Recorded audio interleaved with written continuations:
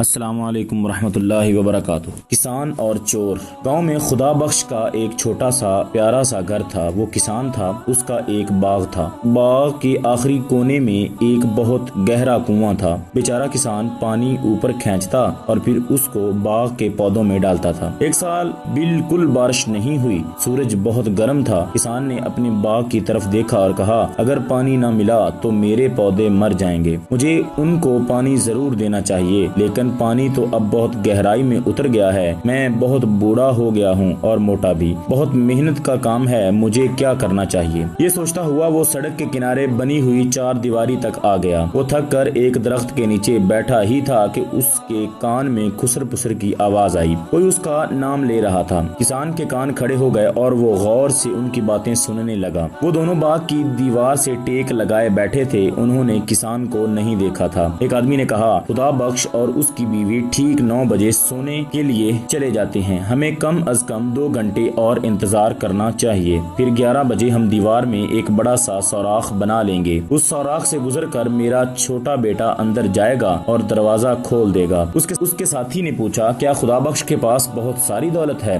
ہاں، کیوں نہیں؟ دوسرے آدمی نے بتایا، اس کے پاس بہت سارا سونا اور ہیرے جواہرات ہیں جو اس نے اپنے گھر میں ایک بڑے صندوق میں رکھے ہوئے ہیں، وہ بہت امیر آدمی ہے۔ اوہ، یہ تو بہت اچھی بات بتائی تم نے، پہلے نے خوش ہو کر کہا۔ خدا بخش گھر چلا گیا، اس نے اپنی بیوی سے کہا، آج رات ہم ٹھیک 9 بجے کھانا کھائیں گے۔ اس نے اپنا سارا روپیہ، سونا اور ہیرے جواہرات اکٹھے کیے اور انہیں اپنے پلنگ کے نیچے چھپا دیا۔ پھر وہ چھوٹے بڑے کچھ پتھر گھر میں لایا اور بیٹھ کر انتظار کرنے لگا۔ ٹھیک 9 بجے اس نے کھڑکی سے باہر جھانکا، اس نے دونوں چوروں کو درختوں کے درمیان چھپے ہوئے دیکھ لیا تھا۔ اس نے بیوی سے کہا، کیا کھانا تیار ہے؟ کھانا لاؤ۔ پھر وہ کھانے بیٹھ گئے۔ پہلے چور نے کہا، رات کے 9 تو بج چکے مگر خدا بخش تو ابھی تک جاگ رہا ہے، ہمیں ذرا قریب جا کر دیکھنا چاہیے کہ وہ کیا کر رہا ہے۔ چور گھر سے کچھ اور قریب آ گئے۔ ایک چور نے کھڑکی سے گھر کے اندر جھانکا اور بولا، وہ تو کھانا کھا رہا ہے۔ خدا بخش نے چوروں کی آہٹ سن لی تو وہ زور زور سے بیوی سے باتیں کرنے لگا۔ وہ بولا، میں نے سنا ہے آج کل بہت چوریاں ہو رہی ہیں، اس علاقے میں بھی کچھ چور آ گئے ہیں، انہوں نے میرے دوست علی کا سارا سونا اور جواہرات چرا لیے ہیں۔ ارے، پھر تو وہ ہمارے گھر بھی آ سکتے ہیں۔ اس کی بیوی گھبرا گئی۔ خدا بخش بولا، ہاں وہ آ سکتے ہیں، ہمیں اپنا سونا اور ہیرے جواہرات کسی ایسی جگہ چھپا دینے چاہیے جہاں سے کوئی انہیں نکال نہ سکے،